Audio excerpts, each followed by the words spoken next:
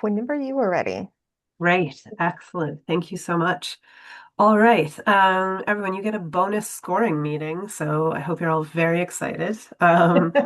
We, we are plowing through, and actually, in the last meeting, we did get through a lot of indicators, and we did leave ourselves with a bit of theme five, which is local food processors, access to funding, and then theme one and seven. Theme one is it is our biggest theme. It's natural resources, and to be honest, there's a ton of amazing resources as well. So we knew that one was going to take us a little bit longer, and we held off on that one. So what we're going to do today,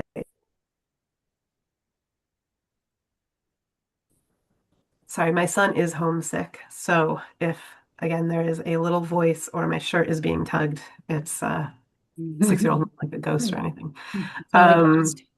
yeah. So we're going to jump right back in to theme five where we left off with it, and then we'll skip up to theme one. And I think almost everyone here has been a part of a scoring session. Maybe not, but if not, then you'll get the hang of it pretty quickly. And just again, throwing out that it is not a perfect process. So we've got um, 5 different ways that we can assess our findings, ranging from there's no findings or nothing's being done to this is something that's well established. And we do get a lot of gray areas. Or what we found is that sometimes when we're talking about 2 different industries, like maybe cranberry growers versus vegetable growers, we might want to assign 2 different scores. That's okay. So feel free to chime in with any nuances, disagree, etc. But I also will be pushing us to score each one to keep us moving through and get as much scored as we can. So before we jump in, are there any questions? And two, just for Liz, Frank, Teresa, and Joanne, if I can't see someone's hand or comment, if you could just let me know, because I'll be looking at slides. Okay, and I'm going to share. Sorry, it's gonna Joanna send request there for you. Yep, you should be good. Can you also send me the link so I can do the color thing? Oh, yes. And yeah, Yep. exactly. And I will also, I'm going to put the link in the chat. Everyone should be able to jump in. So if you find it easier to follow along there, um, click the link that I'm dropping into the chat. And we're starting on slide 135 for anyone who jumps in there. And Joanne, are you good to go? Yep. Okay. And everyone can see my screen here now. Um, indicator No. numbers in the upper. Oh, you can't. No. Okay, let me try again.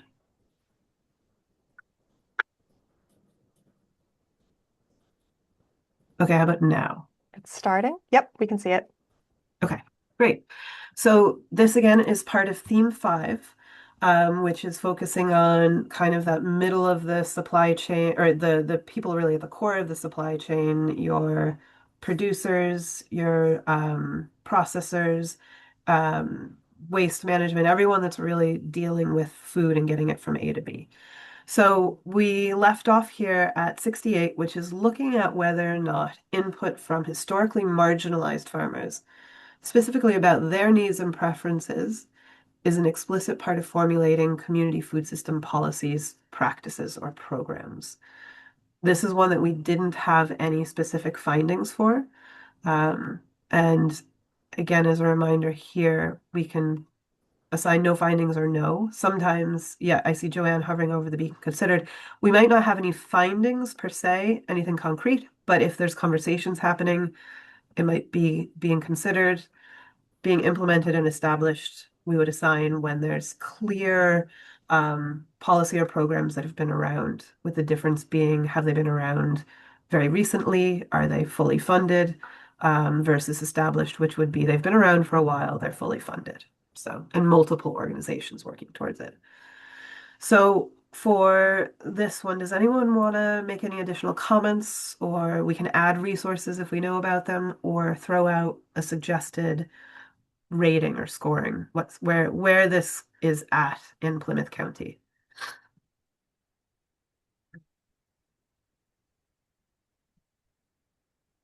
I don't see any additional, is it, I mean, and we can, again, this is kind of we've had the conversation in the community advisory board meetings, and if it's a simple no findings, we can call it a nope, this isn't being discussed and move on to the next one. So I see some head nodding, some faces that are saying we still don't have anything extra here. So I would say it's probably a no findings.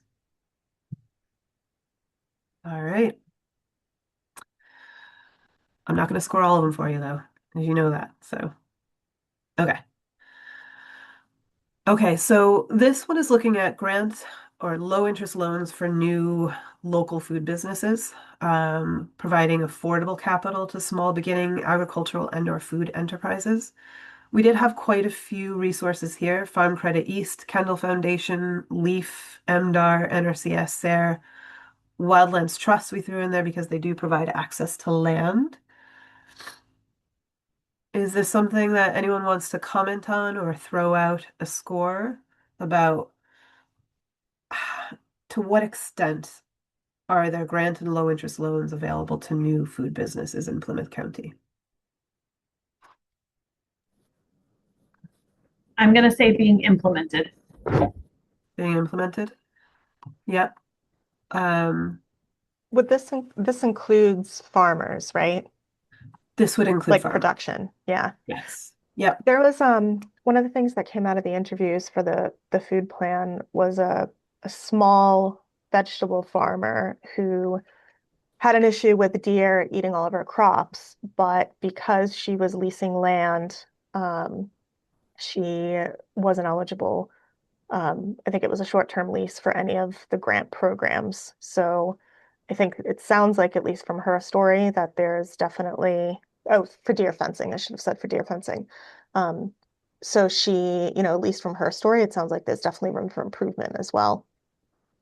Yeah, I think that's a really good point. And it's actually, even with the resources that are here, um, many of the state funds would not fund you if your farm or your business has been around for less than 3 years, or at least your farm. I'm not sure about the business, you could be newer. So I think that is another nuance. It is there's options there. Whether it can really apply to a new farm is another it's another question. So I think that's a good clarifying point there too. Um, Also, the leasing piece, the age and the leasing piece can be tricky. So Molly threw out being implemented, but sounds like there's needs some work around specifically for farmers. Um, does that still seem like the right spot? Anyone else want to comment or throw out? It's not even a being implemented. I feel comfortable with that. Yeah, there's stuff Yeah. listed, so it's not being considered. There is some implementation, although it may not meet the need. Yeah. All right. So we'll go with being implemented.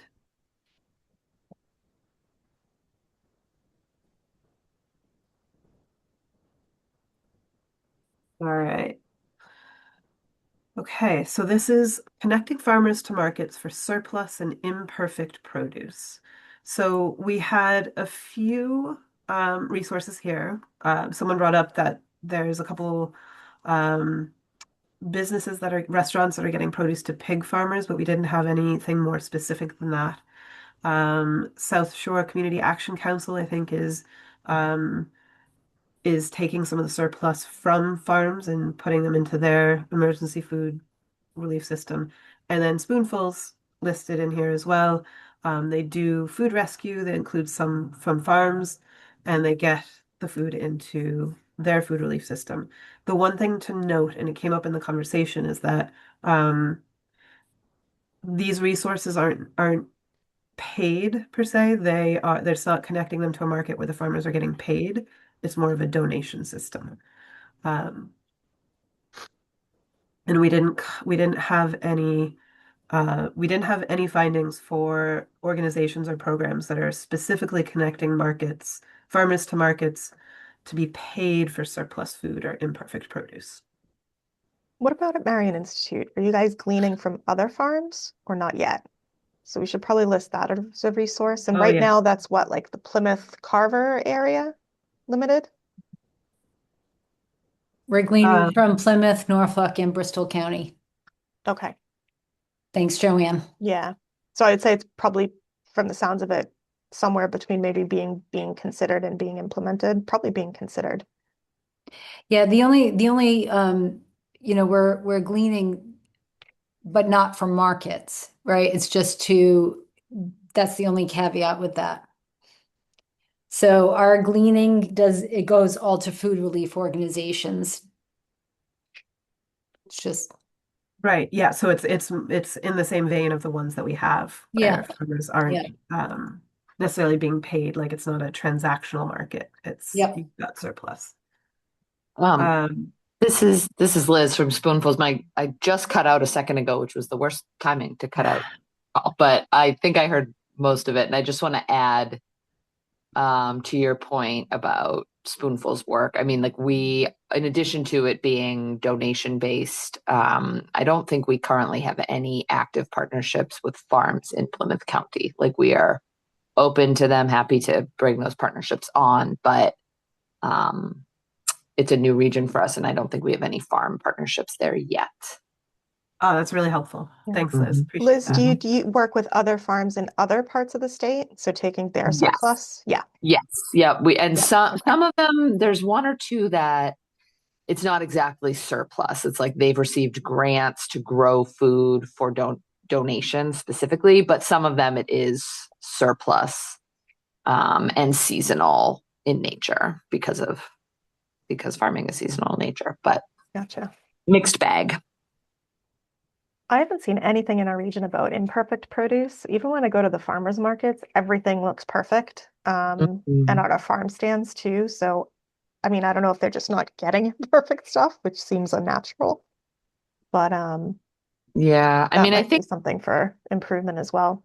yeah, I think Liz could probably speak to this more, but I know like if farmers' time and resources are limited, like that's the kind of stuff they just won't even Yeah. harvest. Like they'll just leave it in the field because they don't have the bandwidth to harvest it. Or it's sold as like a B rating or something like that. But yeah, to your point, if you're not seeing it, it maybe isn't landing in the market.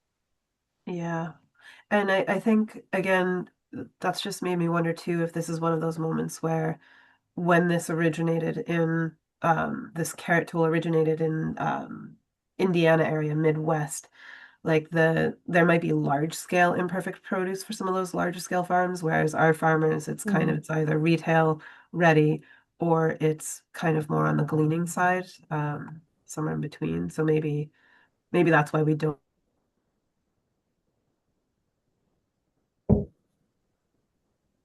Oh, she froze. Did I freeze? You froze. Now you're back. No. Oh, I think we got your point though. This was from the Midwest. So it might be a little bit different here in terms of small volumes of imperfect produce in markets. Oh, she Yeah. froze again.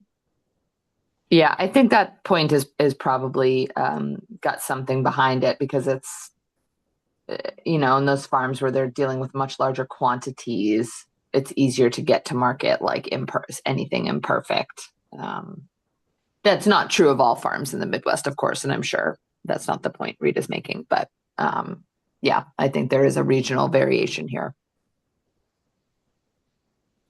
Thanks, Liz. Mm-hmm. Looks like Rita's struggling. I don't know. She might need to log off and log back on again. Oh, yeah, we lost her. So she'll be back in a moment. Oh, there she is. Are you back, Rita? Yeah. I'm back. Rita, We'll maybe see. try shutting your video off as well too. That might help. Yeah, I will shut off my video. Okay, I'll share my screen again here. Okay, so take two. Joanne, did you have a conversation while I was out there? We were just following up on what you were saying about how it might be different out in the Midwest with with Oh yeah. yeah, And the then imperfect stuff. yeah, and then that I think that to some extent, if we're not considering connecting farmers to food pantries with surplus food, this could almost be a no findings. But if we are including that in our sort of definition of market, then it does seem like it might be more being considered. But anyone want to comment on that? I think being considered would be a good place to put it, Rita. Only because we do have resources, they're imperfect, but they provide platforms that we can build on. I mean, we know what's lacking in the programs that we have. So,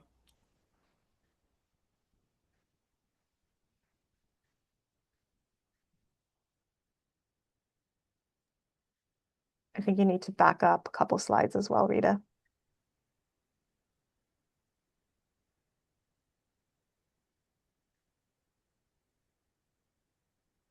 She might have frozen again. yeah. I don't see her doing anything in there, do you? No. Rita, can you hear us? I'll text her. Okay. Let's give Rita a minute to see if she can connect.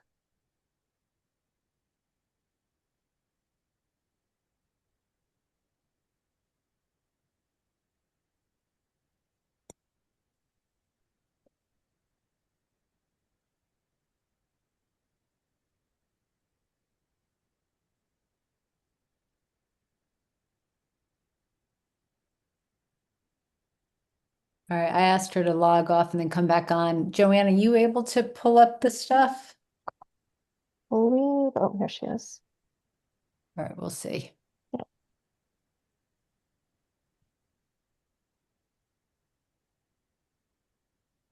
Can you see that? I can. A little bit bigger. Yeah, let me figure that out because I'm not good with this software one, I think. I am back, but Hey, yeah, Joanne, I won't be. It might be easier So, if Joanne uses her screen, and then that way you're not trying to do so much, Rita, on your end. yeah, that sounds good.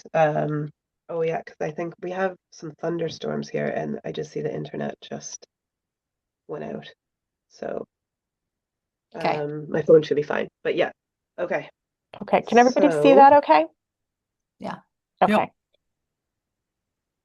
So let's see, we were on The Number next 70. one down. 70. Yeah.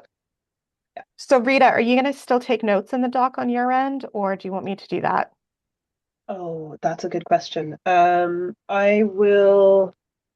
I'm going to take notes just on a separate piece of paper. No, I'm not, because yeah, can you take notes? Because I Yeah. don't have internet access, so it won't. All right. So I can't remember. I think So- we had said being considered for that one or being Yeah, implemented? being considered, Being Joanne. considered. Okay. Thank you. All right, so being considered, and I do have some notes here before everything crashed on why. So, okay, so we'll go to the next question, which is grants and low interest loans specific to BIPOC farmers, which we had no findings for. So, unless we have some more findings, we can leave it as no findings. If there's anything we missed.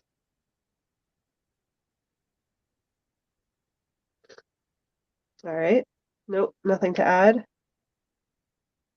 All right.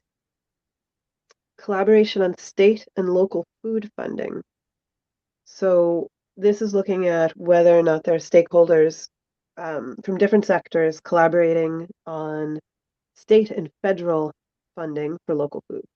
And we did come up with some pretty good resources here.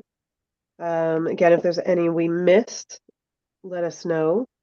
Or any comments, but then, this is something we'd want to look at.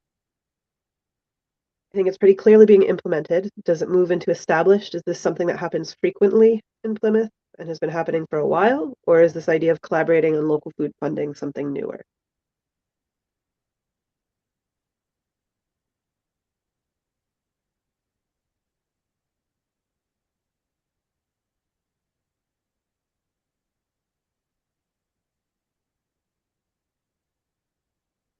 I'd probably lean toward being implemented.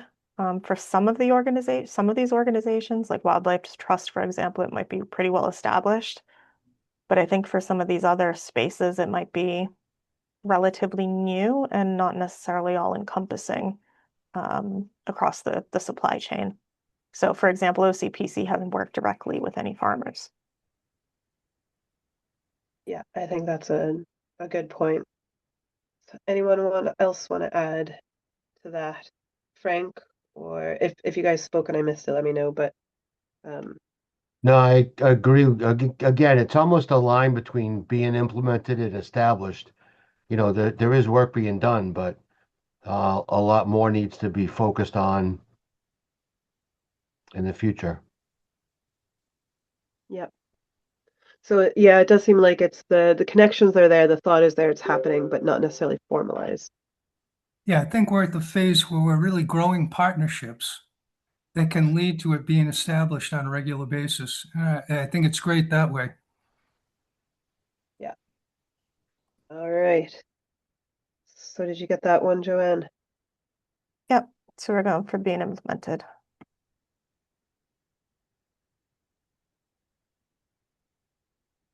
Okay, moving into our next one. Now, Teresa, you might have some more information on this one that we haven't necessarily incorporated, but this was looking at incentives and procurement policies that are supporting local food purchasing. And again, looking at whether or not there were any incentives or relaxed procurement rules that allowed more food purchases to be local. And I think in the last meeting, Teresa, you brought up a policy or a state level resource that we hadn't listed. I don't know if that applies here. Yeah, the state and they have the fresh fruit incentives, FFV, fresh fruits and vegetables for schools that they don't have to procure. And the state themselves has new blanket contracts out. So schools don't have to go through the process of procuring local food. And the fresh fruit and veg incentive that can be used for local food. Is that that's part of it? Yeah, they want them to use it for that. It doesn't have to be, but that's the idea. And is that fresh fruit and veg incentive, is that newer or has that been around for a while? It's actually been around for a while and they've just now started pushing it. I think it used to be at a threshold where you had to have so much free and reduced in your school, but now that Massachusetts is universally free, I think they changed that threshold that more schools can get involved. It's based on participations, I believe, the participation level of the school, of the district. And Teresa, is that different from the fresh grants that DESE puts out? Because there's those too. And there's those also, yeah. Yeah. So that the FFV program is, you just have to say you want to be part of it. Right. Right. And then they do have the USDA grants available too. And Rob Shaheen, who's new to Plymouth, is the assistant. He Yep. worked with us in New Bedford, but he will be part of our community of practice that we're launching this year with other food service directors to work on local procurement. So Great. that will be happening in Plymouth. Yeah. There's also just recently OCPC was asked to support so the Farm to School program and DMF are issuing an RFP that's going to help facilitate local seafood sales Nice. to K to 12 schools. Mm-hmm. So I think that's a developing area as well. Perfect. The only So- problem with the local seafood is there's new regulations on what's considered, I'm trying to explain it properly, and Rob can probably help. So it's been a while, but a lot of the seafood, like it doesn't apply to like farm fresh seafood. It has to be seafood caught in US waters. And there's not a lot of seafood caught in US waters, or it cannot be farmed either for those grants to be in effect. Not so much the grants, but we are only allowed to procure up to 10% of our gross sales for non-US market products.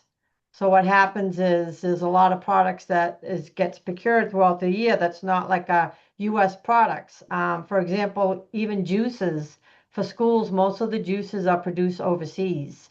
We may grow the product here, but they're actually being shipped overseas. So it goes against the 10% we're allowed to utilize on what we can buy. And most seafood is not US caught for right now for schools.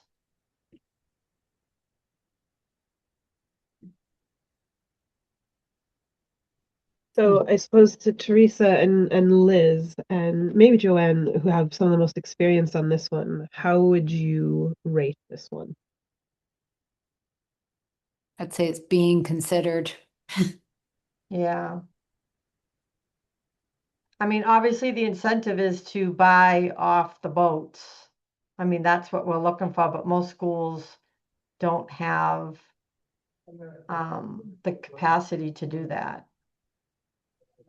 Yeah, I think that's interesting in that buying from the boats, the fish and seafood is like a totally different world with procurement and sales and distribution. Yeah. And From you Liz, have were to- you thinking? Oh yeah, go ahead, Teresa. I was just going to say, Ian, when you do purchase seafood, you have to have the, oh, I forget what it's called, but you have to have the origin of where the product was caught. You have to have proof of everything that you buy. Yeah. So specific to seafood, that does come up later in one of the specific to seafood ones. Liz, when you said being considered, was that broadly for this, or was that just speaking to the fish? Broadly. Okay, so we've got one being considered. Teresa or Joanne, I don't know if this is something you have some experience in. Anyone else want to counter that or support that? Or maybe Molly, I don't know if this is something that comes up for you. Hard to say because I mean, it sounds like it's being implemented through the FFV to a certain extent, but I don't know how successful that program is or how many schools are actually using it and how much local food is going through it. So I don't know if if that one program is enough to tip it over into being implemented. I'm not sure. Yeah, it also sounds like while the program's been around, yeah, that it's been sort of revived fairly recently. I don't hear anyone saying It's a voting tough one. against Liz. I mean, I feel Yeah. like it's being implemented, but it's not widely successful yet. I don't think it's being implemented well anywhere.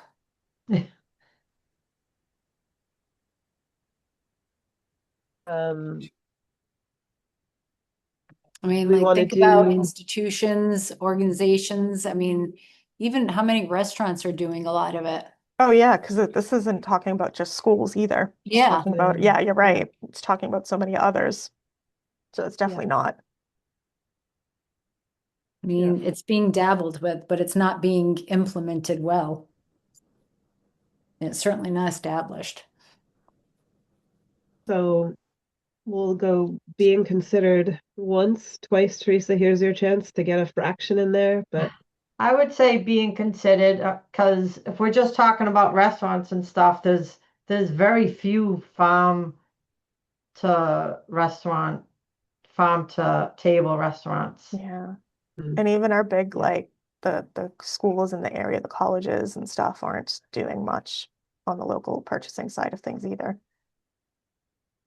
And this one also, it does mention businesses, so beyond restaurants, grocery stores. Some of the bigger grocery stores have some really strict procurement or sort of very tightly knit procurement policies and rules that make it really hard for local food to be a part of. So I know that Big Y does. I shop at Big Y in Kingston, and they have a separate area generally for local produce. Like when the corn is out, they have local farms and markets, and they do nice little like tags that lets you know where the food was from, the produce.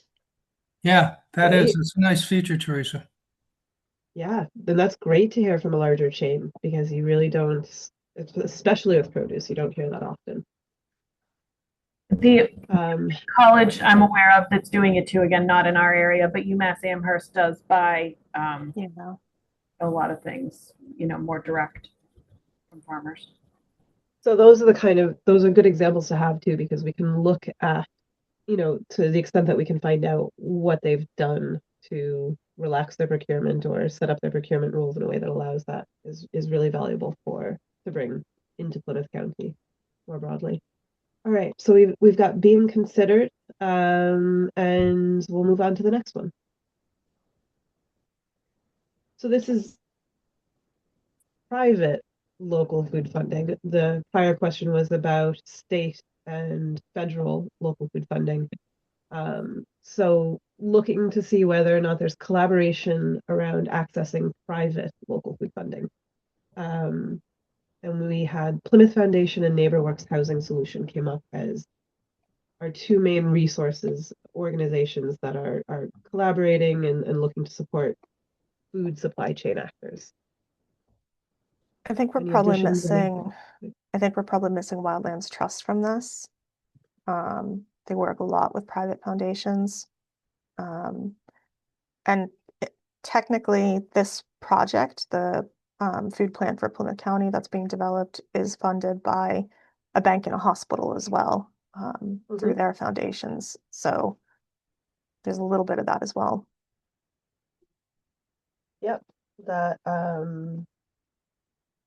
I have notes ability again, Joanne. Yeah, I see. Great. Because yours Yeah. is so much better than mine. Yeah, no, I have notes access. I just can't share. So okay, so we would want to add Wildlands Trust and then OCPC and the County Marion Institute, this project itself. Mhm. I think the Marion Institute Additional and Frogfoot Farm and stuff too. And we're Oh yeah, Plymouth. that's a lot of private dollars, right? Yeah. Yep. Yep. Come on, accept us as being Plymouth. Liz, I never went back through this with that lens. I know everywhere we've forgotten we're in Plymouth there. Okay. So we've got a few more there. So I think then the question is, where does this stand? This idea of collaboration around private funding between organizations. It's clearly being considered, it's being implemented by some organizations, probably not established, but particularly for the organizations that are here that are doing this, Liz, Frank, Bill, Joanne, where would you want to put this for Plymouth County? Sorry, I just have one more to add. I think a big one may be missing here too is the private donations that go to the food pantries. So the emergency food system projects and initiatives. Like I know the Brockton what Hunger about Network. South Shore, Community Action Council? Yeah.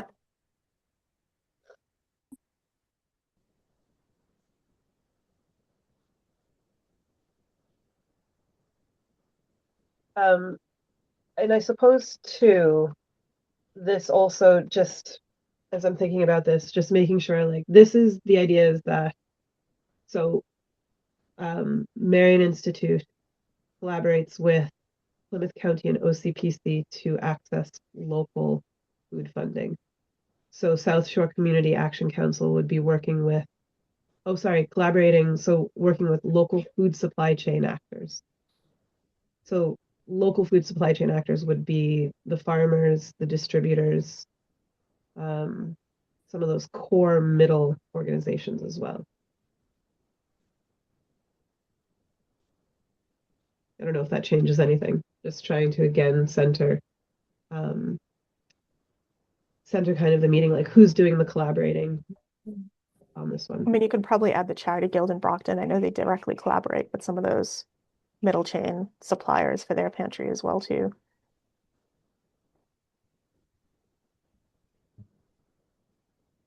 All right. Also, why we also collaborate with some of the local businesses as well, as the Charity Guild does for like rescue food and things like that. Sorry, Megan, you cut out right at the start. Did you say the why? Yes. Which why? So the Old Colony Y Association. Old So Colony Y, our, yeah. yeah.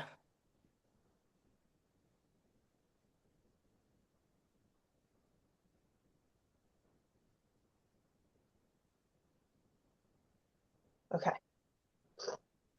Okay, so a few more, and there's probably a few more that we've missed, but collaboration on private local food funding. Where do we want to rate this?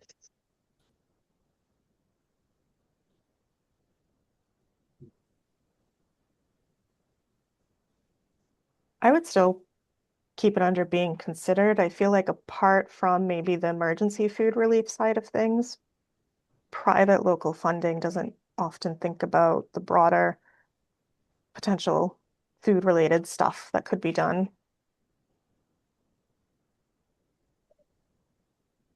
Yeah, I Except think maybe that's- farmland protection in the case of wildlands.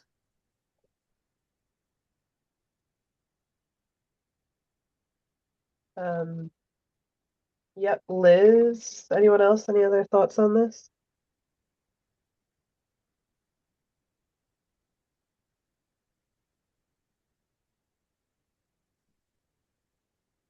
No. Okay. All right, so being considered? All right. Okay, so next one is state and federal grant support specifically for BIPOC farmers and food businesses. So these are organizations that are identifying funding opportunities, assisting with them for developing BIPOC to own and operated farms or food businesses. So NeighborWorks Housing Solution and CMAP were the two that came up. Anyone else want to add anything or throw out a rating or a scoring? I would maybe add on the NeighborWorks side of things, I don't think it's BIPOC specific. I think it's just general. Oh, yeah, actually, that's a good point. And I forgot to put it, I've been trying to go back and put in when things are more general. These are CMAP as well, I think would be more general. Molly, you might have more information on that. They will collaborate for farms and food businesses on accessing funding, but it's just for whomever comes to them. But they do have a focus on BIPOC as well. CMAP. Oh, they do. Yeah, Okay. they do. So Yeah. okay. But the NeighborWorks then is general. So in, Okay. in what Wait, Rita, they do all, Yeah. but they do also very much focus on trying to elevate BIPOC. Yeah. So that's Yeah. how if it's specific to BIPOC, like they do general as well, but if it's specific to BIPOC, then because this question is looking for specific to BIPOC, and it has come up quite a few times where there's resources that are listed, but they are more general. So grant collaboration for CMAP specifically answers this. So just to clarify, sorry, so CMAP does have BIPOC specific programs? Yes. Yeah. They have in the past, yeah. Yep. What about Meg? I know Meg's sometimes on here. Meg Riley, does she do anything specific? She doesn't do anything specific, and she's at another meeting today, unfortunately. Okay, thanks, Molly. Better early than late, right? I All will, right. So this, oh yeah. sorry, Rita, I was just going to add this maybe kind of fits. I know that the Herring Pond tribe in Plymouth is now eligible for a lot of funding because they're a state identified tribe. But none of those programs are really specific for farmers and food businesses. They're just general for a whole bunch of different stuff.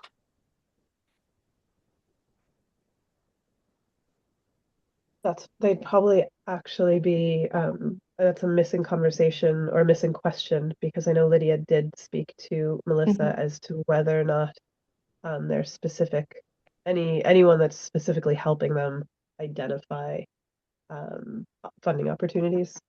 Oh, we are. Oh, you are? Okay. OCPC. Yeah, we Yeah. work with them quite closely, working on a master plan for them right now and a few other things.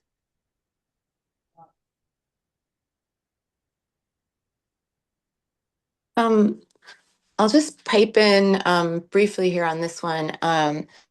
After our Farmland Partnership Program, like statewide cohort meeting, it came up that basically like the commercial definition of farmer excludes a lot of BIPOC farmers from a lot of these grants. So the definition of farmer in and of itself seems to be a pretty big barrier to a lot of this.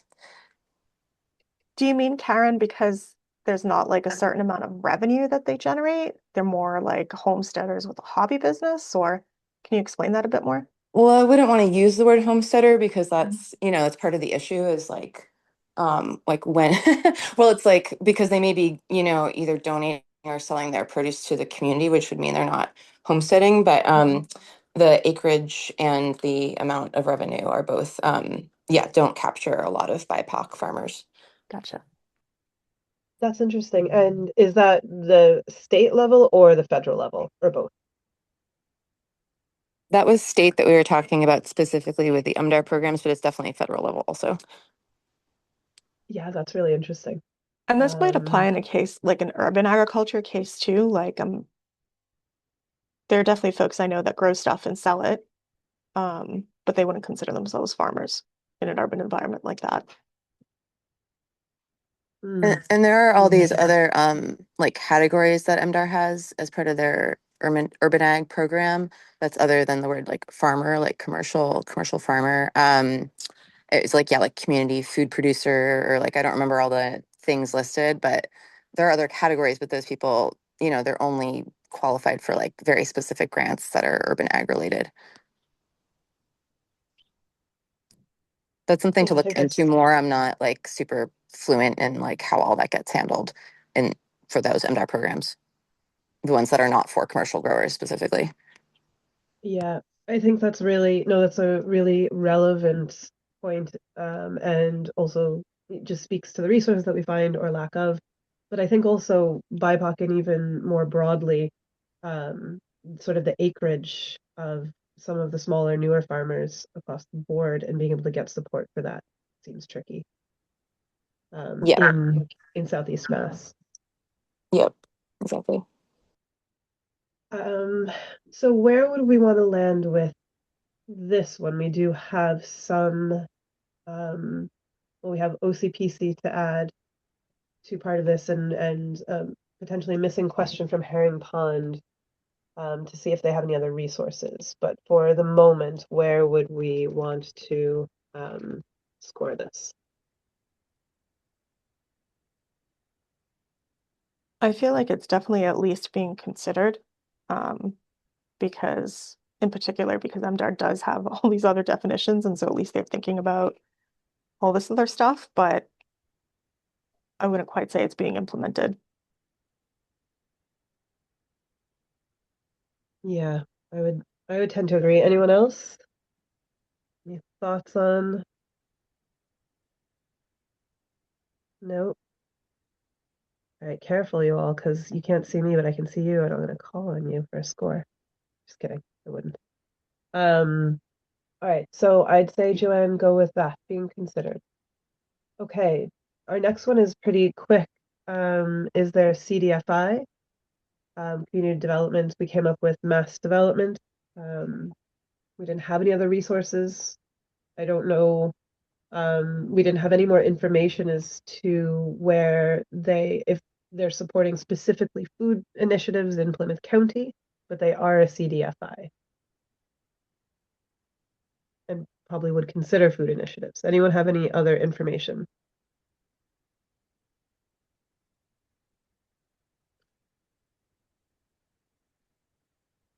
How do you define a CDFI?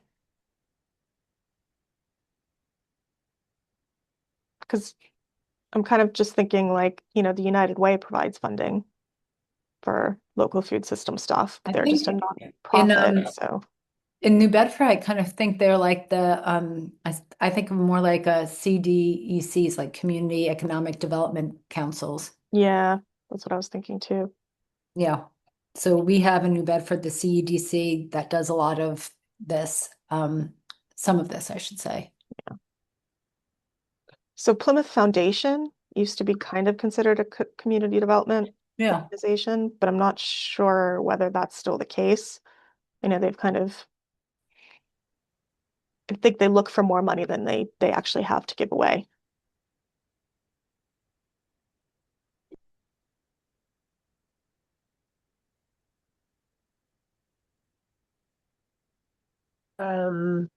And I suppose we don't know to what extent they are supporting food initiatives. I think a good example would be one that does is the Community Development CDP in Barnstable County. They specifically support quite a few shell fishing programs, aquaculture programs. So, they are, I can't remember how we scored it, if it was being implemented or established, but we know that they're there and they are supporting food initiatives. Same with the one in New Bedford. But So the Plymouth Foundation is doing a lot around the blue economy more broadly, but they are focusing on the aquaculture opportunities in the area. Not sure so much about commercial fishing. So how would you want to rate this one? And I don't know how long is that work with Plymouth Foundation. They've been doing that for a while. Where's the blue economy? I think it's just a side note. I don't think it really factors into the Okay. scoring because I don't even think they give away money. Anyone else? Molly, do you have any thoughts on this one? I mean, is this a no findings? That's what I would recommend. Yeah. Yeah, that it's kind of sounding like that. We've got no one else is ready to argue with you on that one. So we will note it as no findings. So the next one, this is private grant support now. So this is where BIPOC owned and operated farms or food businesses are receiving assistance, funding opportunities for private grant support. I'm not sure if some of the Joanne, you were saying that your work with the Herring Pond Tribe was that state level grants? Yes. Yeah. I'm just looking back to the prior slide to see if any of those, I don't know, grant collaboration for CMAP, I'm gonna guess is more state level grants, but I don't know. So I don't think, and Molly, this might be one too that you know a bit more about, possibly. No. And if not, we can leave it as no findings. Yeah, unfortunately, I don't. Okay. Yeah, I think that's so now we're almost out of our finances here. Everyone's most exciting category. So this is private lending opportunities for BIPOC farm and food businesses. So private agricultural lending institutions, such as members of the Farm Credit Council, facilitate lending to BIPOC owned and operated farms and food businesses. This is probably another one that I should note as general. So Farm Credit East came up as a valuable resource for farmers.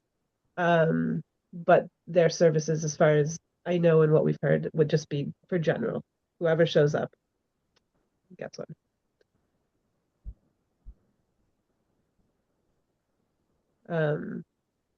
So I'm going to throw out there that this might be another no findings. Yeah. Molly, if you give it a thumbs up, I'm ready to go Okay. with it. And then this is more broadly lending opportunities for local food producers. So not just BIPOC, this would be the broader food producers, processors, businesses. So Farm Credit East, again, is the only one that came up. Not sure if that's sufficient, not sure if there's any, I don't think there's, from what we've heard from other places, Farm Credit East, even for Cape and Islands, is one of the most well-known. Molly, I don't know if you can comment on whether it feels like it's sufficient. Like, is this well established and all that's needed? I would say there's probably still more that's needed. You know, what's there. I get that. They're like the only ones in the game, I guess, right? So then Yeah. it's established for that.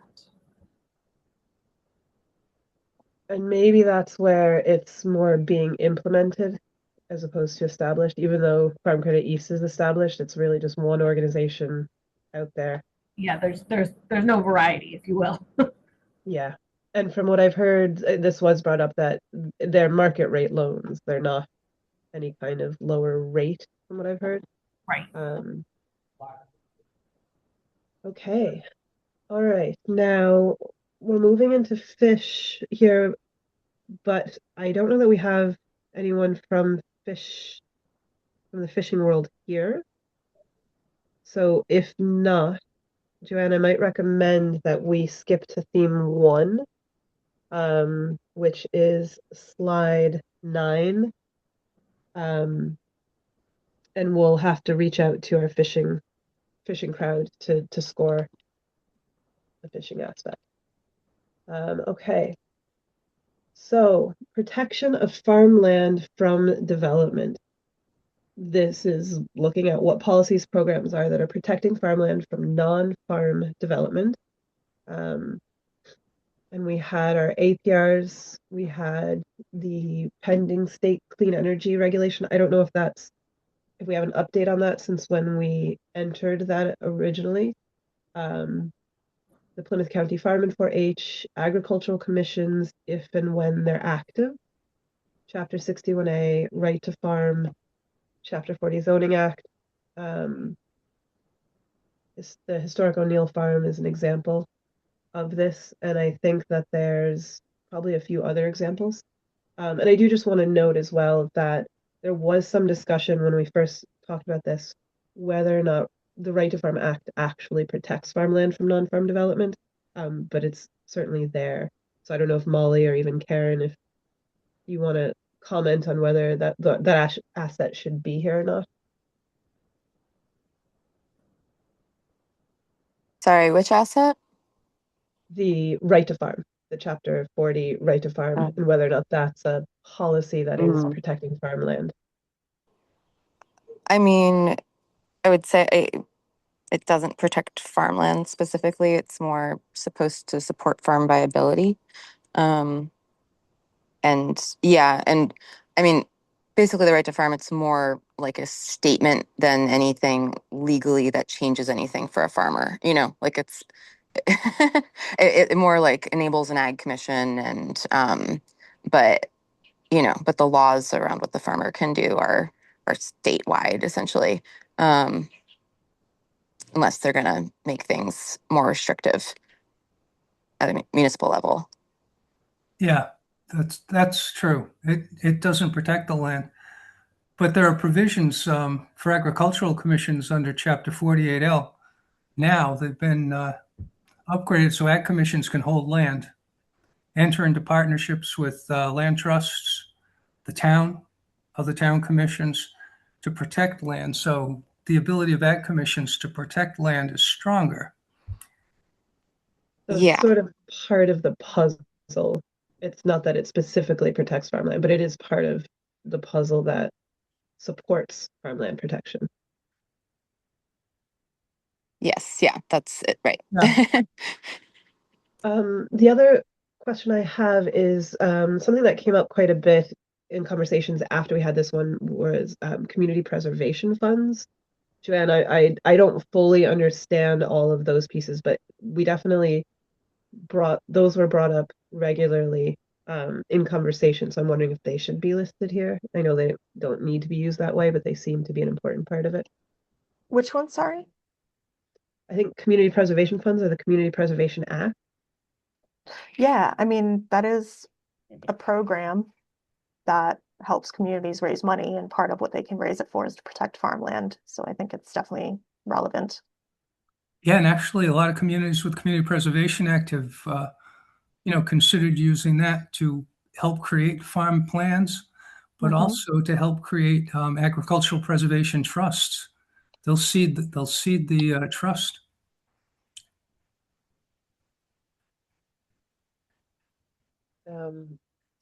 Okay, so we might add that to our list here as well. Yeah. Conservation restrictions you can add to the list as well.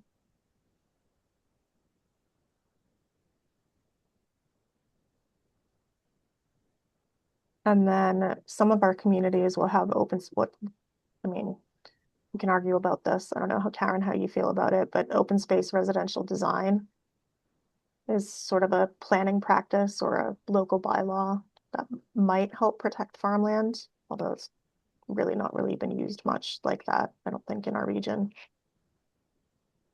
Yeah, that is part of our farmland protection program initiative where we are including conservation subdivisions as a farmland protection tool, as they could be used for farmland protection. But yeah, like you said, it's not common. And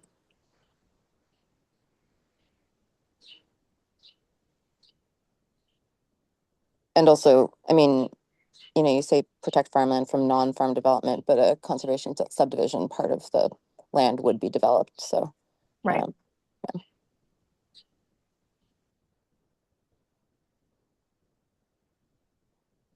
Sorry, just taking notes. Those are all really helpful.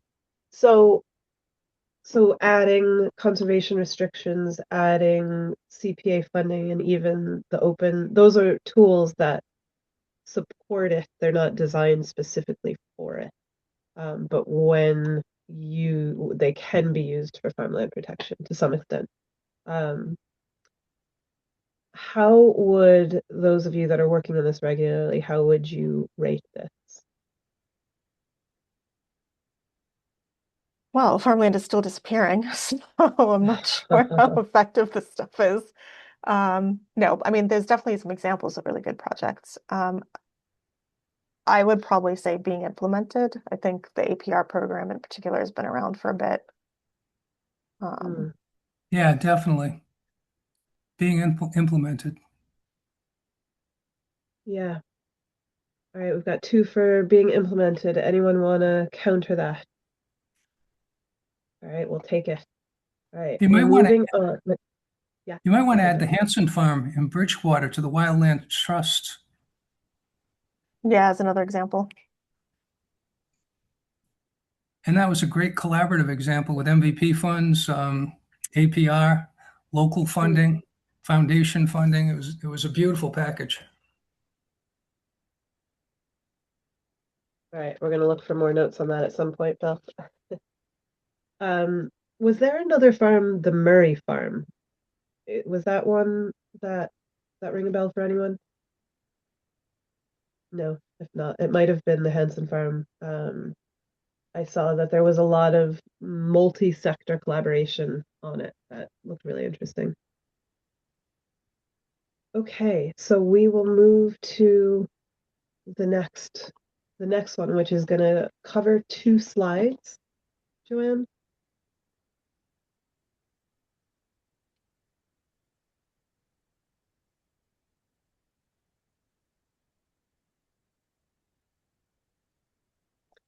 I'm just making sure. Oh, okay, it's covered 2 slides. So, yeah. So you can kind of show people. So this one, there are a lot of resources here. Protecting water quality, water conservation, and watershed management. So a really good mix of state level organizations, very local organizations, and regional organizations. And yeah, you can see again, that took up 2 slides there. And there might be more that we've missed, but pretty significant effort. Does anyone want to make any comments or throw out a number where water quality protection is in Plymouth County? Rita, the Taunton River Watershed Association should be the Taunton River Watershed Alliance. Gotcha. Great, thank you. Okay, And I would note as well that for many of these associations and alliances, partnerships, there's some really impressive work being done. They are possibly all doing more than what I've listed as well. So, as many of you probably already know, but yeah, so if I've shortchanged anyone on some of their big programs, I apologize.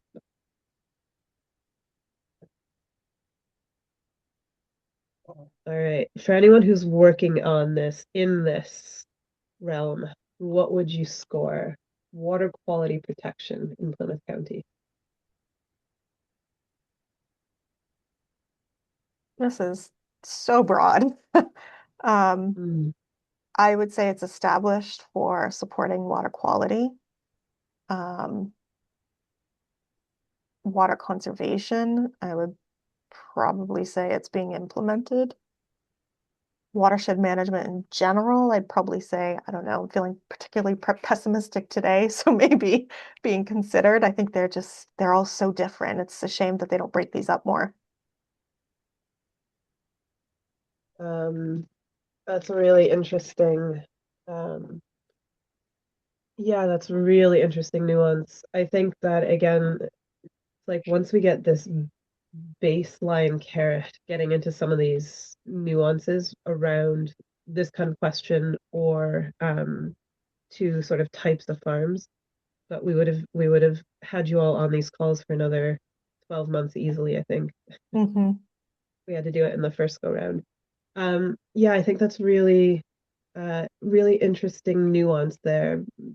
Bill, do you want to add anything? I know this is something, or Bill, or I would say Bill, Karen, Frank, Molly, because I think the other thing too is just thinking about watershed management for food production, or how it crosses with your worlds as county government, your view on it from a farming view, from a county level view.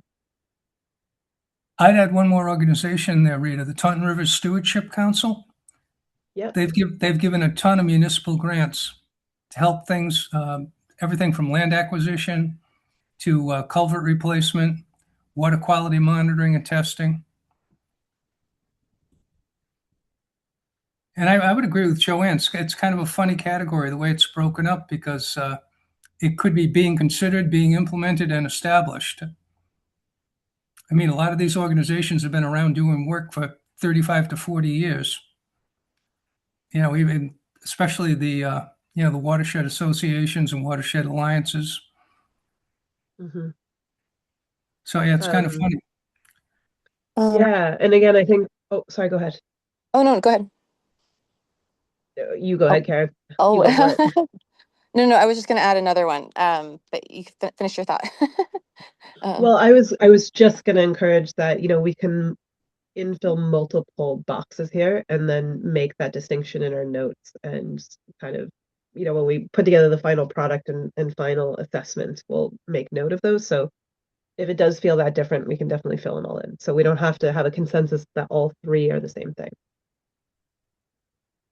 Right, Karen, what would you like to add? I was going to add the SNEP network to this one.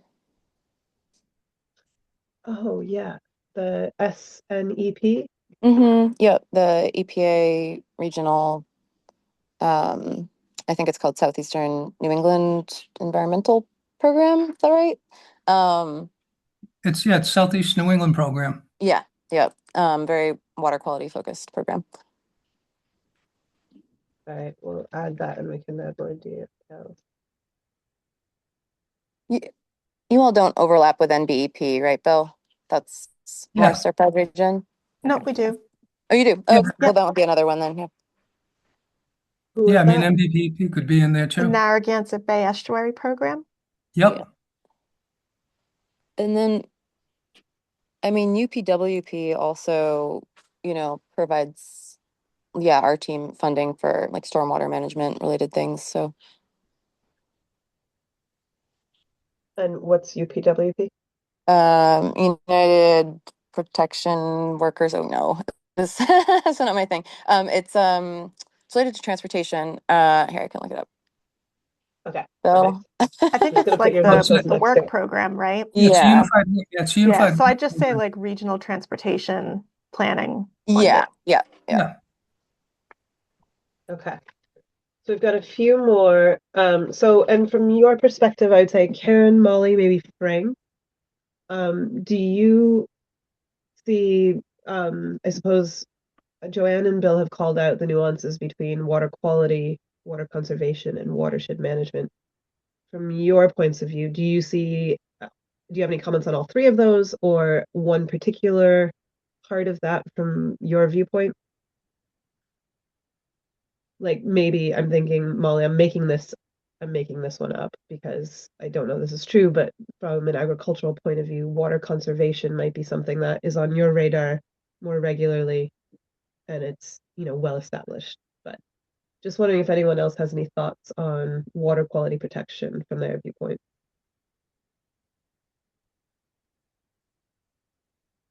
So, sorry, what was the question more? Just if you have a thought. So we're just trying to, so Frank and Bill and Joanne have called out that in this indicator, water quality versus water conservation versus watershed management all really need sort of distinct scoring that, one is being considered, one's being implemented, and one is established. So we can fill in all three buckets. And before we do, I just wanted to see if anyone else had any thoughts on the whole indicator or parts of the indicator and scoring. Essentially, what are we going to assign it? Yeah, not, those are then right. we'll just fill them all in. All right, go for it, Joanne. Winner for most colorful slide. I really appreciate that too, because I think from my outsider's perspective, not that just because something has a lot of resources isn't necessarily a higher score, we'll say, but I think I would have expected a more clear, we're doing this really well. So appreciate that. Yeah, it's funny because we have watershed management plans out there that have been done through the years, over the decades, but they're not necessarily adhered to and they're seldom updated. So yeah, it's I kind of think weird. that's another good point. Yep. Adhered to, updated, enforced, all of those. Okay, so we are on the next one. Molly, I know that you and Meg, this is one of the ones, you guys sent me a ton of great information in follow-up emails. I don't think the questions really we had around animal welfare, we have anything to add to this based on where animal welfare protections are, but state legislation, education through 4-H, and then the Plymouth Farm and Livestock Compact stood out as resources in Plymouth County. Molly, I don't know if it felt like a little bit from your answers that I don't know that these are really considered enough when it comes to animal welfare. Yeah, I would say being considered the whole question around like what is animal welfare should be somewhat more defined, and it's not currently.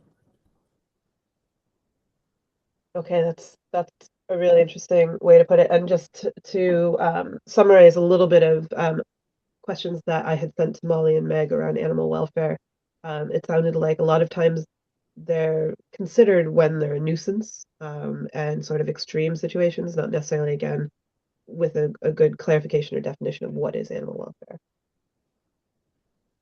You might want to add into here too, I don't know if this is specific to like commercial animals, but local boards of health will often have policies in place for, trying to improve the welfare of some of the like, backyard chickens and things like that.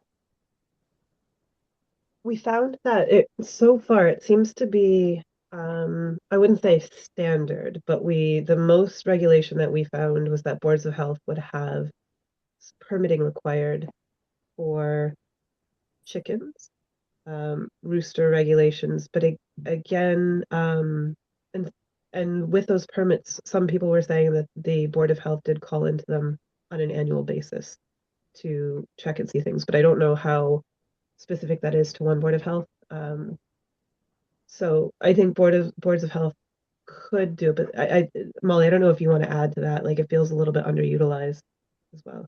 Yeah, there's again, like a lot of what we hear is all based on like nuisance or things that people would be like problematic. Like the Board of Health doesn't set guidelines or implement any policy that would say, you know, a chicken needs to have X amount of square feet in a comfortable, like they don't provide what the animal actually needs for their welfare.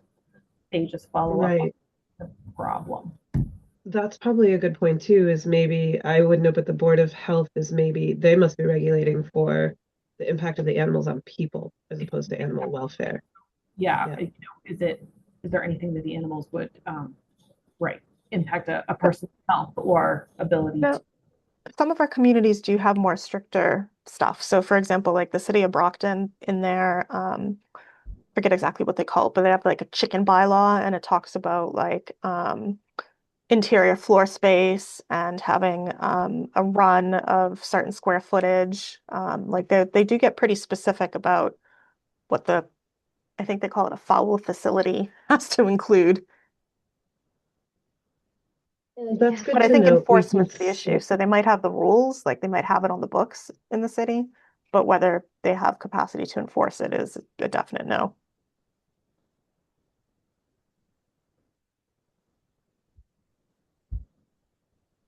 Okay, so I added, we can look into that and see, yeah, there might be a little bit more that could be done at the Board of Health level as well. And that would be town to town. So I'll just kind of circle back. Molly, you threw out that animal welfare is still really at that kind of being considered level, kind of across the county. I would score this being considered. Yeah. Might agree Okay, with and that. anyone else? Okay, great. Not great for the animals, sorry, just great for us in scoring. Okay, food waste. So this is looking at policies, programs, practices that are keeping food waste out of residences, from residences, food service establishments, supermarkets, out of landfills, through recycling, reusing, composting. So this is the list that we came up with. I would maybe add spoonfuls. I don't think we thought of spoonfuls to this. I don't know if they would agree. I don't know if we still have Liz here either, but I'll put it in as a possibility and can check back with her.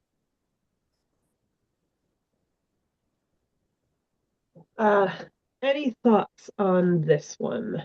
Food waste and whether or not it's being kept out of landfills in Plymouth County.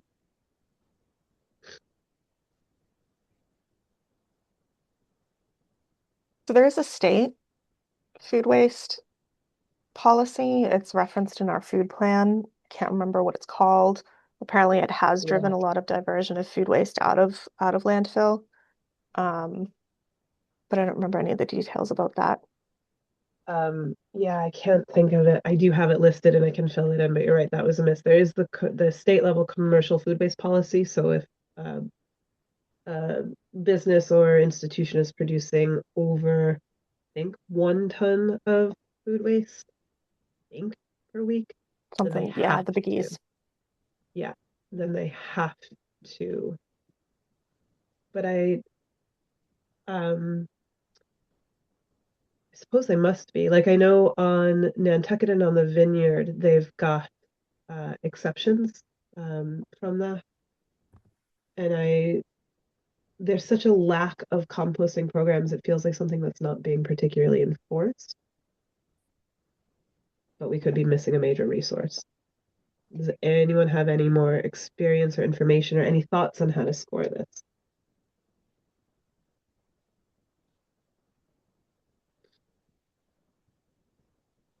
I'd probably just look into the DEP programs, see what they have. Yeah, and I'd probably say being considered because, I Yeah. mean, nothing really in residences in our region apart from a couple of very small cases. Yeah, I think being considered would be a good place to land. Okay, the next one is also a good DEP one. So this is another one, Molly. Thank you for adding some notes in an email that I haven't had a chance to put in here yet. But we talked about agricultural waste and waste that is coming off of farms or waste that is generated on the farms and where it's going. In our community advisory board meeting, someone kind of threw out there that this wasn't really an issue because farmers are composting on site. They're not bringing it to land. Molly, I put this one to you to see what your thoughts were on that, and whether that was thought to be generally true, if this was not applicable for Plymouth County because of that, or if this is maybe more of an issue, or there's more resources and we don't have the resources for it. Yeah, I don't think Meg and I came up with anything that we were aware of. For the most part, the larger farms that we know and connect with, keep it on site or reuse it, on their own fields. In the food Yeah. plan, it talks about dairy farms being a good source of relatively reliable and high quality waste that can feed, I think it was anaerobic digesters. And there's some dairy farms in Massachusetts that are doing that. So they're taking that waste and generating energy from it via some third party, or they might have an on-farm digester. But I don't know if any of I think there's 3 dairy farms in our project area. I don't know if any of them do that. I haven't heard of them doing that. And they might be too small. No idea. Okay. So this is still kind of a question mark. And I think there's a conversation that we've consistently missed in all of the counties that we need to have, but Sean Bowen from MDAR, who does compost specializing. But yeah, I think, Joanne, no findings for the moment is a good place to land. We can always come back to it. Okay. So the next one here is whatever. Next one. Oh, Joanne, sorry, are you frozen or am I frozen? Nope. I'm just deleting There we clicking. go. Oh, sorry. Land back and reparations. So any programs that are supporting land back for BIPOC farmers and indigenous lands. And primarily this was discussed around the tribal exemption from permits required for hunting and fishing. Really just the federal law that already exists that protects the tribes to some extent, or provides the exemption, not really a land back resource. And then there's the Native Land Conservancy, and they were donated 33 acres from the Northeast Wilderness Trust. But we didn't really have any other major inputs, and from conversations that Lydia had with Melissa Ferretti from the tribe, there didn't seem to be any significant action here.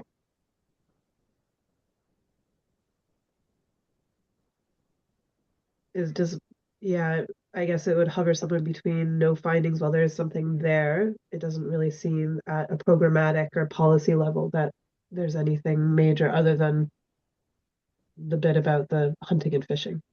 Anyone else know more? No? All right, Joanne, I see you hovering over no findings. We'll take it. Okay, the next few slides we're going to be looking at, this was a soil health section.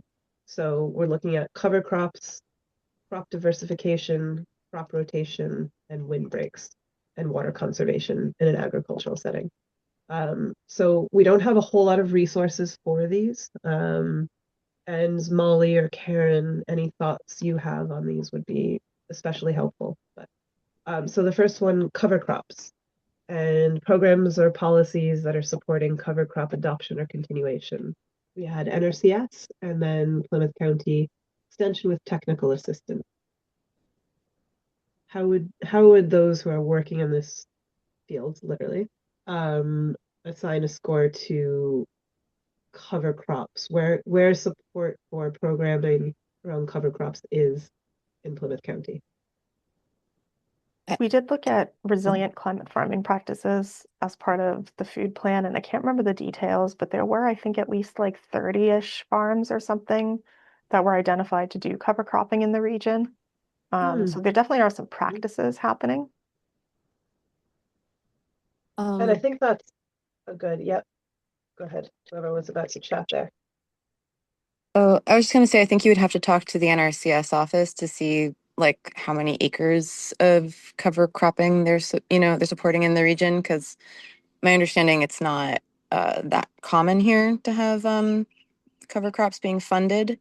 Um, I don't know. I don't know about the Plymouth County Extension either, if they're actually I mean, I guess the word support, it's definitely supported, but are you talking about financial support, or technical support? I don't know how much of that actually happens. I see you have technical assistance there. I just don't know how much actually happens.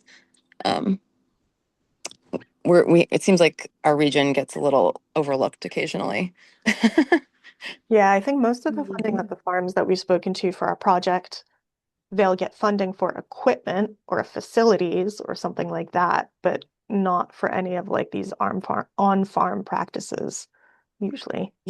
Yeah, in Massachusetts, it's not really the thing, or at least the state doesn't, support those directly, other than I'm sure some technical assistance. But like MDR doesn't have, practice funding. Um, but I see you have NRCS, so you'd have to talk to them. I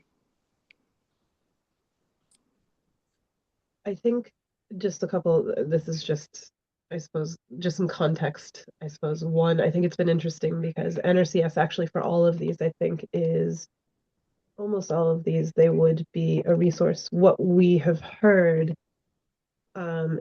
from some of the farmers in other counties and organizations is that NRCS funding can be a little bit tricky to access, and that just from the grant writing and getting all the paperwork done, and then the amount of funding that you are getting for the cover cropping is pretty minimal. So I feel like there's more cover cropping being done than what NRCS is actually supporting, at least around us. I think the difference here too, and this is where we are starting to see some real distinct differences between the counties because of the type of farming that I think is happening, is that a lot of the small scale mixed vegetable growers are cover cropping. Like it's just part of their practices, at least on the Cape and Islands. And then when you get further onto the mainland, not as much. And so how many farmers are cover cropping is a really important part of the broader picture. What this one is really looking at is, are there organizations, is there sort of systematic support for farmers to do that cover cropping? Because what we're finding is, again, a lot of the farmers are just doing it because they want to do it, or because they are, I think it's part of organic certification, or some of them are trying to practice more regenerative, but there's not necessarily any policies, practices, or programs that are supporting them. Yeah, I think that seems to be the case from the ones that have been involved in our project, at least. Yeah. And are there, and Molly and Karen, you might know this better, like beyond what we have listed here, are there any policies, practices, or programs supporting cover cropping? Is that something that's being talked about, like as a need?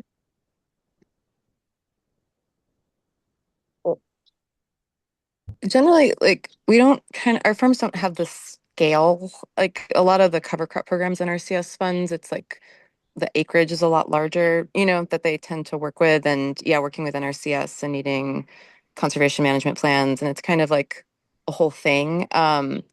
It's not just given like the scale in Massachusetts, it's not like the most common or most, like the funding isn't really enough to make it worth the the hassle. Maybe is like one way to put it. Is it like that's why MDR focuses on infrastructure and like capital improvements. Because we have such like the diversification of farms in Massachusetts and the scale, being smaller, mid-size. It's just those are more, it's more appropriate funding for what our needs are, if that makes sense. Mhm. Which doesn't mean that farmers aren't cover cropping. It's just, yeah, I mean, that's my understanding of it. I don't know if in our counties people are receiving funds for cover crops. Yeah, that's where I feel like only the NRCS would be the one to know that, because I don't know of any other organization that's funding that. Mm. I mean, I'd probably say Oh, it's a no findings. Like, you can maybe lean into being considered, but like, it's just such a niche thing, I think, in our region. yeah.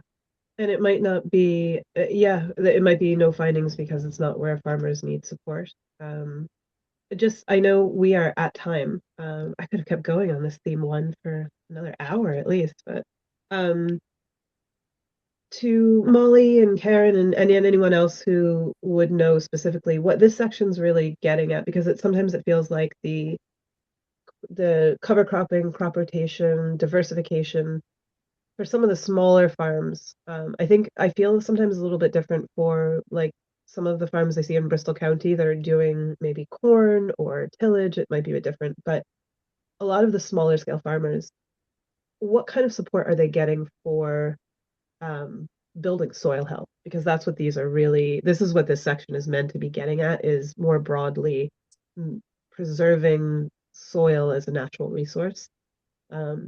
Is there, oh yeah, Karen. Oh, I was waiting until you're finished, but yeah. I mean, for that, the like the infrastructure and equipment support that MDR offers does support soil health practices, because they will, help with the purchase of equipment that preserves the soil. Like no-till, minimal till equipment. So that's one way the state supports soil health. And there's also the Healthy Soils Action Plan, which isn't so focused on agriculture specifically. It's more on like construction and development, and like larger landscapes. Because agriculture is only like a quarter of the landscape or something in Massachusetts or less. But yeah, but that would be another thing to include in there. Those grants are small still, but it's kind of just launching. Yeah, I think that's a good point too, and that's where the sort of specifics of protecting soil health for farmers in Massachusetts might just be a little bit different. And I know we need to go, so if everyone needs to go ahead. But Molly, if you had anything to add and have time, No, to do that all sounds good to me. Again, I just don't think we have the scale around here. Maybe as you get out toward Western Mass, that people are doing it with some more support, but it's not something that comes through our office on any regular basis. Okay. Interesting. Okay, great. Thank you everyone for all of your time and input. Really appreciate it. Oh, Joanne, I totally forgot that we were going to ask about feedback on the process. I got We right can into reach out to scoring. folks via email Yeah. and see what they say. Yeah. Yeah. So that was the other question that we have for all of you. If there's anything you want to send to us, your thoughts on the process, the project, things you hope to get out of it, anything you're surprised by, we'd love to hear it, and then we will ask you more formally as well. But just want to thank everyone so much for all of your time on this. Thank you, Wow, everybody. my hair. Thank Sorry, I you. wasn't looking at my hair while I was off camera here. Bye, It's all good. everyone. We're friends. Yeah, Thanks, everybody. exactly. Take care. Thanks. Take care. Bye. Bye.